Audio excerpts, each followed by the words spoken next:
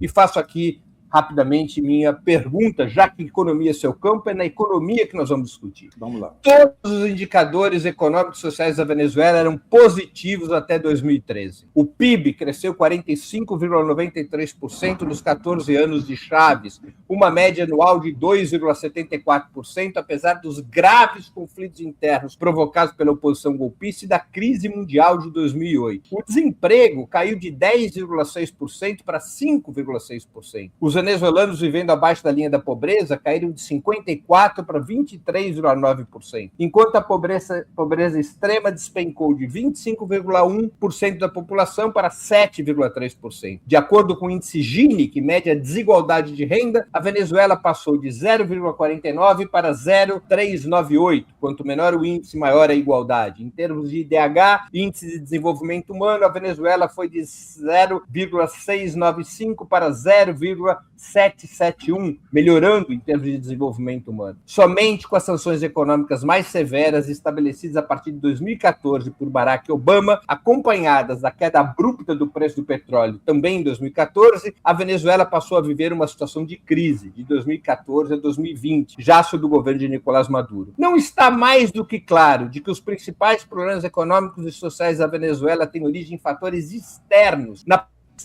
americana e europeia, para destruir a Revolução Chavista? Bom, a esquerda sempre tem esse mérito, né? A culpa sempre é do outro, nunca é dele. Se eu fosse administrador de uma empresa que vende somente um produto, como a Venezuela, o petróleo, e estou dependendo do preço internacional, eu deveria me precaver que se alguma coisa acontece com o preço internacional do petróleo, eu tenho alguma opção. Se o problema foi o embargo e o problema da Venezuela era que não tinha comprador nos Estados Unidos de petróleo, ele continua exportando petróleo para Cuba, para a China e para a Rússia. Então, clientes ele tinha. O problema é que o preço era muito baixo. Mas aí não tem a culpa dos Estados Unidos, é um mercado internacional. O petróleo é um commodity. Mas voltando com essa tua leitura internacional, antes do socialismo, a Venezuela era e continua sendo, obviamente, a maior reserva de petróleo do mundo, inclusive mais que a Arábia Saudita e que Irã. Os venezuelanos eram os maiores consumidores per capita de whisky do mundo. O desemprego, conforme indicou, está perfeito. Mas você sabia que hoje o desemprego na Venezuela é de 7,6%? Não está tão mal, não. Só que ninguém acredita nisso. Até porque, se o governo te dá uma cesta básica e o salário para trabalhar é de 50 centavos de dólar, quem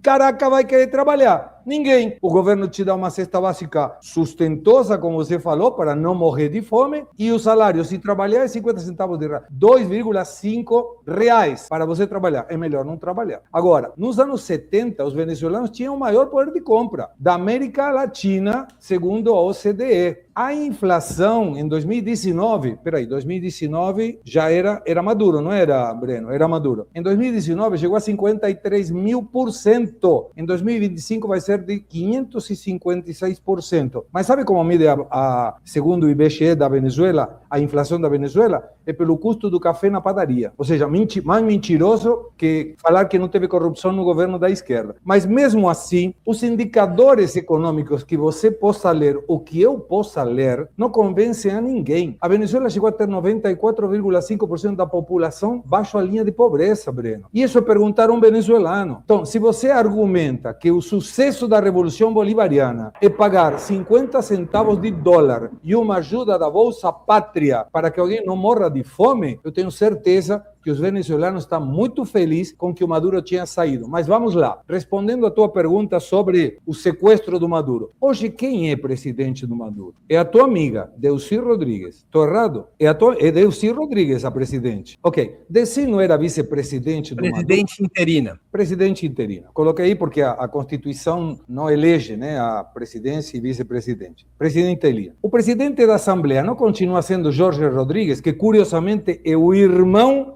da Delcy, que por sua vez nomeou monocraticamente a presidente do Suprema Corte de Justiça. Também se chama Rodrigues, mas não é parente. É muito Rodrigues na Venezuela. Mas indo nesse ponto, se tivesse um sequestro, uma intervenção do que quer que seja, a presidente não seria Delcy Rodrigues. E eu concordo contigo que talvez não teve uma traição da Delcy e do Jorge em relação a Trump. Teria que ter outro governo para que seja uma intervenção não respeitando as leis internacionais. O objetivo do Trump era Maduro, não era a Venezuela. Se não teria tirado também, teria pego o ministro do Interior, da Justiça e da Paz, Diosdado Cabello, ou Vladimir Padrino López. Mas não, eles estão aí, vivos, estão ativos e mostrando que vão fazer uma colônia para ir para buscar a Maduro nos Estados Unidos, sei lá. Mas se tivesse exatamente isso, não me parece que o governo tivesse continuado, mesmo que interinamente, com Delcy Rodrigues. E se chamar a eleição, aí deveriam deixar que a Maria Corina participe, para mostrar ao povo venezuelano que ela não tem apoio nenhum, mas deixe a oposição participar. Porque uma eleição sem participação da oposição é ditadura. Primeiro, a oposição sempre participou das eleições venezuelanas, jamais a oposição foi proibida de participar das eleições venezuelanas. Segundo, a Delcy Rodrigues está melhor de irmão do que o Milei, porque a irmã do Milei é uma ladra, uma corrupta denunciada, não é? Está melhor a Delcy Rodrigues de irmão do que o Milei. O Milei tem como irmã uma ladra. Mas eu não posso falar que algum de esquerda é ladrão, porque não tem processo com trânsito em julgado. Mas não tem trânsito em julgado. Até o estádio, até a bomboneira sabe que a irmã de Milei é uma ladra. Você sabe, eu não sei. Então, a Delcy está melhor de irmão do que o Milei. Terceiro, no que importa, Segré, você tergiversa sobre a minha pergunta. Eu tentei deixar muito claro que a situação difícil que a Venezuela viveu depois de 2014 tem a ver com as sanções norte-americanas. Antes dessas sanções, a Venezuela apresentava, apesar dos conflitos internos provocados pela extrema-direita, apesar de medidas iniciais dos Estados Unidos contra a economia venezuelana, a Venezuela apresentava alguns dos melhores indicadores econômicos e sociais da América Latina. A Venezuela viveu um longo período de 14 anos de prosperidade, crescimento econômico com democracia e justiça social. Por isso que Chávez ganhava com facilidade uma eleição atrás da outra. O que mudou para um cenário muito mais difícil como o cenário depois de 2014? Fundamentalmente as sanções. O preço do petróleo caiu em 2014, claro, como eu mesmo falei na pergunta, mas ele depois voltou a subir.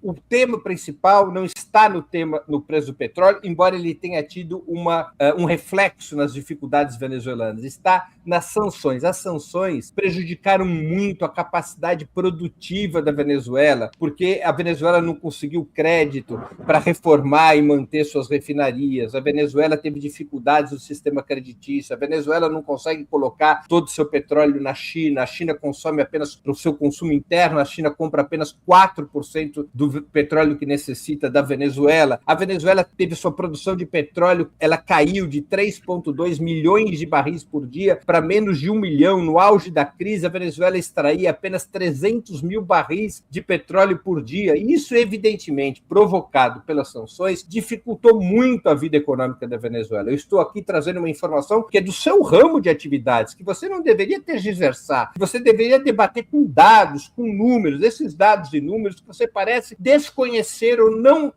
conhecer, que são dados e números que demonstram que a marca de corte na situação venezuelana, que tornou tudo mais difícil, são exatamente essas sanções norte-americanas. Basta pensar o que aconteceria com a Argentina, do Milei e da sua ladra irmã, se os Estados Unidos decretassem boicote sobre a carne argentina, se a Argentina não pudesse mais vender no mercado internacional sua carne, ou não tivesse mais condições de garantir o desenvolvimento da sua pecuária. A Argentina, que já é um país semi-falido, que vive com pires na mão porque não tem divisas para sustentar suas contas externas, aí então a Argentina viveria um colapso em função das sanções internacionais. Isto foi o que se passou com a Venezuela, e isso que eu quis deixar muito claro para acabar com esta falácia de que Nicolás Maduro teria ou o chavismo teriam arrebentado com a economia venezuelana. É necessário ter atenção à verdade, aos fatos, aos registros, aos números, e não ao discurso ideológico que tradicionalmente a direita usa quando não conhece uma situação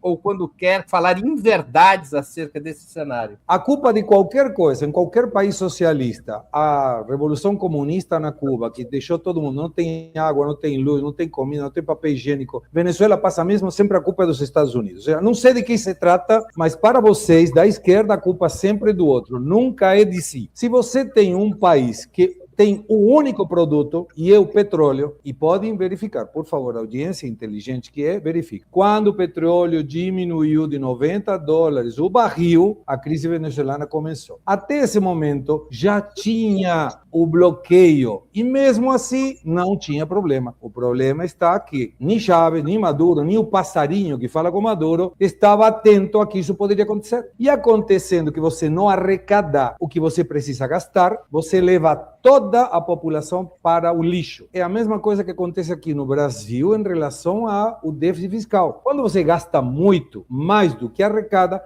a conta não fecha. E quem termina pagando é a população. Se não me explica por que, em função do bloqueio, a inflação chegou a 55.000%. O que tem a ver o bloqueio com a inflação? Nada. Não tem nada a ver. Nada a ver. A inflação não depende do comércio exterior, meu amigo Breno. É só leitura, é só ler. Aí, quando você lê, você vai ver que a inflação não tem relação com bloqueios, porque, eventualmente, o bloqueio poderia reduzir a capacidade de arrecadação da venda do produto.